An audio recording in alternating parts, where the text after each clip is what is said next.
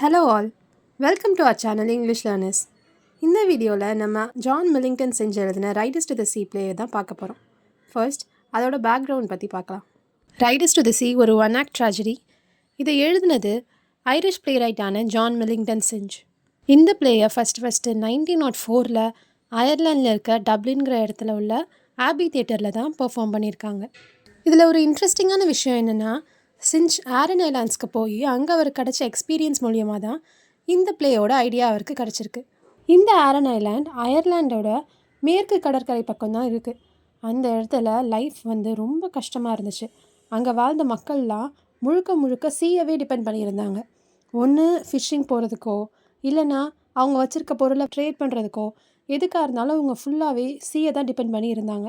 அந்த சீ என்ன தான் அவங்களுக்கு சாப்பாட்டையும் வேலையும் தந்தாலும் அது ரொம்ப டேஞ்சரஸானதாக தான் இருந்துச்சு. ஏன்னா பல பேர் அந்த சீனால் இறந்துருக்காங்க. இதெல்லாம் நோட் பண்ண செஞ்ச் அங்கே வாழ்கிற மக்களோட வாழ்க்கையை மையமாக வச்சு தான் இந்த பிளேயை எழுதியிருக்காரு. இந்த கதையோட மெயின் கேரக்டர் மௌரியா. அவங்க ஒரு ஓல்டு விமன். அவங்க ஏற்கனவே அவங்களோட 5 மகன்களை கடல்னால் இழந்திருக்காங்க. இப்போ கடைசியாக மிச்சம் இருக்க பையனும் தன்னை விட்டு போயிடுவானுங்கிற பயத்தில் இருக்காங்க. இந்த பிளே அவங்களோட வலி, அவங்களுக்குள்ளே இருக்க பயம், நடக்கிறத ஏற்றுக்கிற தன்மை இதெல்லாத்தையும் காட்டுது. இந்த ஷார்ட் பிளே மூலயமா சிஞ்ச் மக்களோட சோகம், அவங்களோட தலைவிதி, நேச்சரோட பவர், அந்த பவரை எதிர்க்க முடியாத மனித நிலை, இதை பற்றிலாம் சொல்கிறாரு. சிஞ்ச் இந்த பிளேயில் யூஸ் பண்ணியிருக்க லாங்குவேஜ் ரொம்ப சிம்பிளாக இருந்தாலும் அதன் மூலியமாக ரொம்ப டீப் அண்ட் ரியலான ஒரு எமோஷன்ஸை வெளிக்காட்டியிருக்காரு. இந்த பிளே ஒரு குடும்பத்தோட கஷ்டத்தை பற்றி மட்டும் சொல்லலை. கடல்கிட்ட வாழ்கிற ஒவ்வொரு மக்களும் கடல்னால் அவங்க தினம் என்னென்ன கஷ்டப்படுறாங்கங்கிறது தான் இந்த பிளே சொல்லுது. நெக்ஸ்ட் ஆத்தரை பற்றி பார்க்கலாம். சிஞ்ச் ஒரு ஐரிஷ் ரைட்டர். இவர் பிளே ரைட் மட்டும் இல்லை, ப்ரோஸ் அண்ட் போயுமே எழுதியிருக்காரு. இவர் ஐரிஷ் லிட்ரரி ரிவைவலில் ஒரு முக்கிய பங்கு வகிச்சிருக்காரு. ஆபி தியேட்டர் ஃபவுண்டர்ஸில் இவரும் ஒருத்தர். சிஞ்சோட இன்ட்ரெஸ்ட் எல்லாமே ஒரு சாதாரண வாழ்க்கையை வாழ்கிற ஆர்டினரி பீப்புள் மேலே தான், எஸ்பெஷலி கிராமத்தில் வாழ்கிறவங்க மேலே. அவரோட வாழ்க்கையில் பல நாட்களை ஆரன் ஐலாண்ட்ஸில் கழித்து அங்கே உள்ள மக்கள் கடல்னால் எப்படி அவங்க வாழ்கிறாங்க, ப்ளஸ் கடல்னால் அவங்க எப்படி கஷ்டப்படுறாங்க அப்படிங்கிறதையும் நல்லா பார்த்துருக்காரு. சிஞ்ச் அவரோட பிளேஸில் எல்லாத்துலேயும் ஐரிஷ் டயலெக்டை யூஸ் பண்ணியிருக்காரு. அதாவது அங்கே உள்ள மக்கள் எப்படி பேசுவாங்களோ அதே ஸ்லாங், அதே டோன், அந்த மாதிரி வச்சு அவரோட பிளேஸ் எல்லாத்தையும் எழுதியிருக்காரு. இதுவே அவரோட பிளேஸ்க்கு ரியலிஸ்டிக் எஃபெக்டை கொடுத்துச்சு.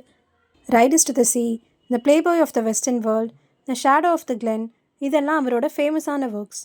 அவர் என்ன தான் சிம்பிளான லாங்குவேஜ் யூஸ் பண்ணாலும் அவர் பிளேஸில் உள்ள டயலாக்ஸ்லாம் ஒரு போயட்டிக் எஃபெக்டை தரும்.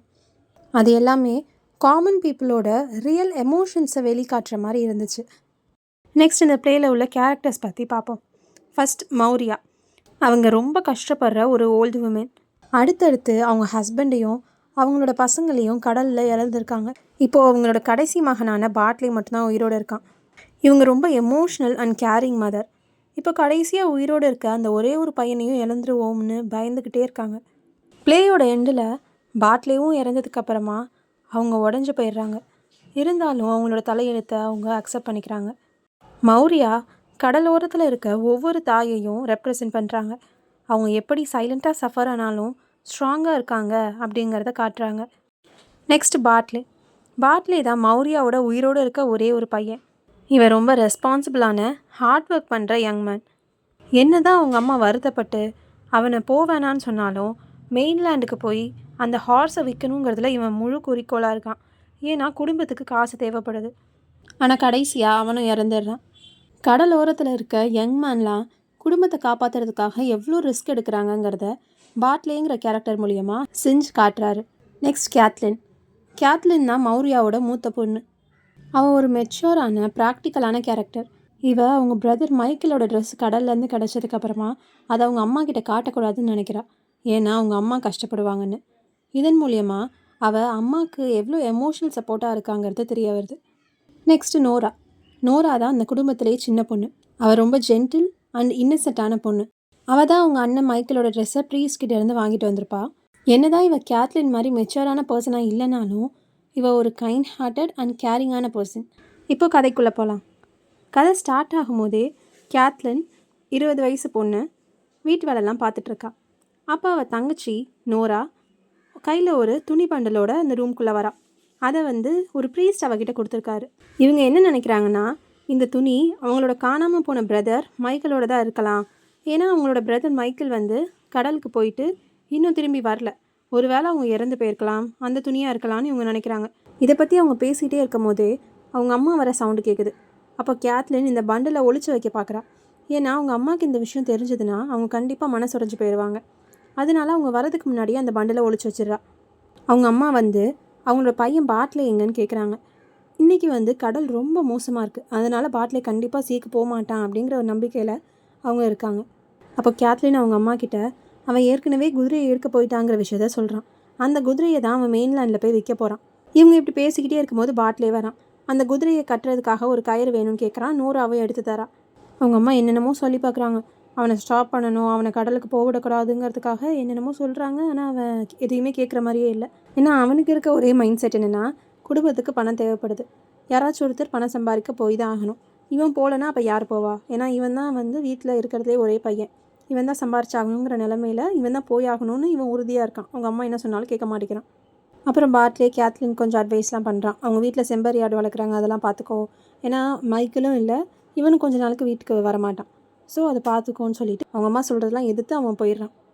அவன் போனோடனே அவங்க அம்மா பூச்சி இனிமேல் நம்ம அவனை பார்க்கவே முடியாது, அவன் வந்து இன்றைக்கி ராத்திரி முடியறதுக்குள்ளே அவன் செத்து போயிடுவான் அப்படி இப்படின்னு அவங்க அம்மா சொல்கிறாங்க. அப்போ கேத்லின் அவங்க அம்மாவை திட்டுறா. ஏன்னா வெளியே போகிறவனை ப்ளஸ் பண்ணி அனுப்பாமல் இப்படி திட்டி அனுப்புகிறாங்களேன்னு அவளுக்கு ஒரு கோவம். அப்போ தான் நோட் பண்ணுறாங்க, அவனுக்காக வச்சுருந்த ப்ரெட்டை கொடுக்க மறந்துட்டாங்க. அதோட அவங்க அம்மாவை வந்து அனுப்பி வைக்கிறா. இந்த ப்ரெட்டையும் கொடுத்துட்டு அவனை ப்ளஸ் பண்ணிவிட்டு வாங்க அப்படின்னு அனுப்பி வைக்கிறா. அவங்க அம்மா போனதுக்கப்புறம் போயிட்டாங்களான்னு செக் பண்ணிவிட்டு அந்த துணி பண்டில் எடுத்து ஓப்பன் பண்ணுவாங்க. ஓப்பன் பண்ணிவிட்டு அது மைக்கேலோட ட்ரெஸ்ஸான்னு கன்ஃபார்ம் பண்ணுறதுக்காக வேறு ஏதாச்சும் மைக்கேல் ட்ரெஸ் எடுத்து கம்பேர் பண்ணி பார்க்கலாம் அப்படின்னு போய் பார்க்கும்போது உள்ளே மைக்கேலோட ட்ரெஸ் இருக்காது. பாட்லே தான் அந்த ட்ரெஸ்ஸை போட்டு போயிருப்பான். அதில் ஒரு சின்ன ஸ்லீவ் மட்டும் இருக்கும். அந்த ஸ்லீவ் வச்சு ரெண்டுத்தையும் கம்பேர் பண்ணி பார்க்கும்போது அது மைக்கேலோட ட்ரெஸ்ஸு தான் சொல்லி கன்ஃபார்ம் பண்ணிடுவாங்க. அவங்க 2 பேரும் ரொம்ப அழுவாங்க. ஏன்னா மைக்கேல் வந்து அவ்வளோ தூரத்தில் அவனுக்காக யாருமே இல்லாத ஒரு இடத்துல வந்து போய் இறந்துட்டானே அப்படின்னு சொல்லிட்டு ரொம்ப அழுதுட்ருப்பான். அப்படியே கொஞ்சம் நேரம் போயிடும். கடைசி அவங்க அம்மா வர சவுண்டு கேட்கும். அவங்க அம்மாவுக்கு தெரியக்கூடாதுன்னு கண்ணெல்லாம் தொடச்சிக்கிட்டு எப்பவும் போல் போய் உட்கார்ற மாதிரி போய் உட்காந்துருவாங்க அந்தந்த இடத்துல. அவங்க அம்மாவும் சைலண்ட்டாக உள்ளே வருவாங்க. உள்ளே வந்து உட்காந்து அவங்களும் ஒரு மாதிரி அழுதுகிட்டே இருப்பாங்க ஒரே இடத்துல உட்காந்து. அப்போ தான் கேத்லின் நோட் பண்ணுவா, அவங்க அம்மா கையில் ப்ரெட் இருக்கும், அந்த ப்ரெட்டை கொடுத்துருக்க மாட்டாங்க. அப்புறமா தான் கேத்லின் கேட்பா, என்னம்மா ப்ரெட்டு கொடுக்கலையா, எடுத்துகிட்டு போனீங்களே, அவனை பார்த்தீங்களா இல்லையா அப்படின்னு கேட்கும்போது அவங்க அழுதுகிட்டே இருக்காங்க. இவளும் கேட்பா திருப்பி உங்களை தானே கேட்குறேன், பதில் சொல்லுங்கன்னு. அப்போ தான் சொல்லுவாங்க, நான் ஒரு ரொம்ப ஹாரிபிளான விஷயத்த பார்த்தேன் அப்படின்றாங்க. அந்த விஷயம் பிரைட் டாராவோட விஷனோட ரொம்ப ஹாரிபிளான விஷயம் அப்படின்றாங்க. இதில் பிரைட் டாரான்னு எதை சொல்கிறாங்கன்னா, ஐரிஷ் மித்தாலஜியில் பிரைட் டாராங்கிறவங்க ஒரு டெட் மேன் ஒரு குழந்தைய வச்சுருக்க மாதிரி ஒரு விஷயம் அவங்களுக்கு தெரிஞ்சிருக்கு. அதுக்கப்புறம் அவங்க பையன் போரில் இறந்துருக்காங்க. இந்த மாதிரி ஒரு விஷயந்தான் மௌரியாவுக்கும் இப்போ வந்திருக்கு. அவங்க பொண்ணு கேத்லினும் நோராவும் என்ன பார்த்தீங்கன்னு ரிப்பீட்டடாக கேட்டோன்னா அவங்க சொல்கிறாங்க, அவங்க போன இடத்துல பாட்லேவை பார்த்துட்டாங்க, ஆனால் அவனை ப்ளெஸ் பண்ணலான்னு நினைக்கும் போது ஏதோ ஒன்று அவங்கள தடுத்துருக்கு. அந்த வார்த்தைகளை வெளியே வர விடலை. அவனே இவங்கள க்ராஸ் பண்ணி போயிட்டான். அவன் 2 குதிரை கொண்டு போனான்ல, ஃபஸ்ட்டு போகிற அந்த ரெட் மேரில் தான் அவன் உட்காந்து போயிட்டுருக்கான். பின்னாடி வர கிரே போனியில் மைக்கேலோட ஆவியை உட்காந்து போகிற மாதிரி அவங்களுக்கு தெரிஞ்சிருக்கு. அதுதான் இவங்க ஹாரிபிள் விஷன்னு சொல்லியிருக்காங்க. ஒரு ஆவி அவனை ஃபாலோ பண்ணிட்டு போகிறதே அவனும் சாக போகிறாங்கிறதுக்கு ஒரு அறிகுறியாக இருக்குது. இதை நினச்சி எல்லாரும் அழுதுட்ருக்காங்க. அப்போ மௌரியா இது வரைக்கும் அவங்க யாரெல்லாம் இழந்திருக்காங்கங்கிறத நினச்சி பார்க்குறாங்க. அவங்க ஹஸ்பண்ட், அவங்களோட ஃபாதர் இன்லா, அவங்களோட பசங்க அப்படின்னு ஒருத்தரும் எப்படி இறந்தாங்க அப்படிங்கிறத நினச்சி பார்க்குறாங்க. திடீர்னு கடல் பக்கம் இருந்து ஏதோ அழுகிற சவுண்ட் கேட்குது. ஒரு குரூப் ஆஃப் விமன் அவங்க வீட்டுக்குள்ளே வராங்க.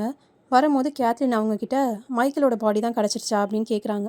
அப்போ தான் அவங்க அம்மாக்கிட்டேயே ரிவீல் பண்ணுறாங்க, மைக்கேல் இறந்துட்டான், அவனோட துணி கரை ஒதுங்கியிருக்கு அப்படிங்கிறதையே அந்த துணியை காட்டி இப்போ தான் சொல்கிறாங்க. அந்த வந்த பெண்களில் ஒருத்தவங்க இறந்தது பாட்லேன்னு சொல்கிறாங்க. பாட்லே கடல்கிட்ட போகும்போது பின்னாடி போன அந்த கிரே பூனி அவனை கடலை தள்ளி அவன் இறந்துட்டான் அப்படின்னு அந்த லேடி சொல்கிறாங்க. அதே டைமில் நிறையா மென் உள்ளே வராங்க. பாட்லேயோட பாடியை தூக்கிட்டு உள்ளே வந்து டேபிளில் வைக்கிறாங்க. மௌரியா புனித நீரை எடுத்துகிட்டு வந்து பாட்லேயோட பாடி மேலேயும் மைக்கேலோட ட்ரெஸ் மேலேயும் தெளிக்கிறாங்க. அவங்க சந்தோஷப்பட்டுக்கிறாங்க.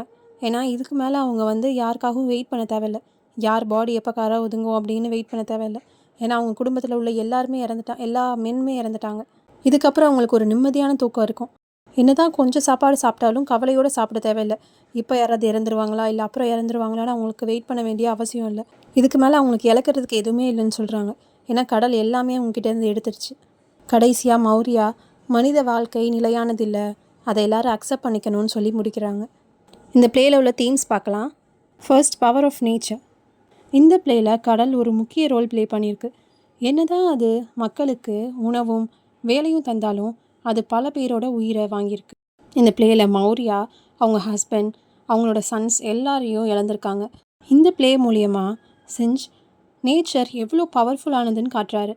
மக்கள் என்ன தான் பண்ணாலும் நேச்சரை நம்மளால் கண்ட்ரோல் பண்ண முடியாதுங்கிறத காட்டியிருக்காரு.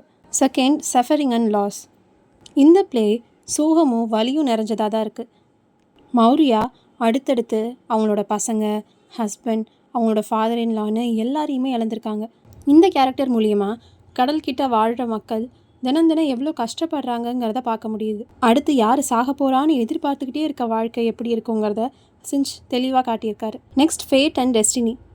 இந்த பிளேயில் ஃபேட் ஒரு முக்கியமான தீம். மௌரியா எவ்வளோ தான் உங்கள் பையனை ஸ்டாப் பண்ண நினச்சாலும் அவன் கடலுக்கு போய் இறந்துடுறான். இதுலேருந்து என்ன தெரியுதுன்னா, ஒவ்வொருத்தரோட வாழ்க்கையும் ஏற்கனவே எழுதப்பட்டிருக்கு. அதை யாராலையும் என்ன பண்ணாலும் மாற்ற முடியாது. Next, faith and spiritual acceptance. இந்த பிளேயில் மௌரியாவுக்கு எவ்வளோ தான் கஷ்டம் வந்தாலும் அவங்க கடவுளை சபிக்கலை. கடைசியில் அந்த அவங்க கிட்டேருந்து எல்லாத்தையும் எடுத்தும் அவங்க காடோட டெசிஷனை அக்செப்ட் பண்ணிக்கிறாங்க. நடக்கிறத மாற்ற முடியாது அப்படிங்கிற உண்மையை புரிஞ்சுக்கிறாங்க. Next, role of women. இந்த பிளே விமென் எவ்வளோ ஸ்ட்ராங்காக இருக்காங்கங்கிறத காட்டுது, எஸ்பெஷலி மதர்ஸ். ஏன்னா மென் எவ்வளோ தான் வெளியே போய் ஃபிசிக்கல் பெயினை அனுபவித்தாலும் விமென் வீட்டில் இருந்து எமோஷ்னலான பெயினை அனுபவிக்கிறாங்க. வெளியே போன மென் எப்போ வருவாங்கன்னு வெயிட் பண்ணுறது, அவங்கள நினச்சி வருத்தப்படுறது, ப்ளஸ் அவங்கள இழக்கிறது, இந்த மாதிரி இவ்வளோ விஷயத்தை அவங்க எமோஷ்னலாக சஃபர் ஆகுறாங்க. இருந்தாலும் அவங்க ஸ்ட்ராங்காக கேரி ஆன் பண்ணுறாங்க. இதன் மூலியமாக விமென் எவ்வளோ ஸ்ட்ராங்குங்கிறத செஞ்சு காட்டியிருக்காரு. இந்த வீடியோ உங்களுக்கு ஹெல்ப்ஃபுல்லாக இருக்கும்னு நினைக்கிறேன். இதே மாதிரி நிறைய வீடியோஸ்க்கு சப்ஸ்கிரைப், லைக் அண்ட் ஷேர் பண்ணுங்கள். Thank you for watching.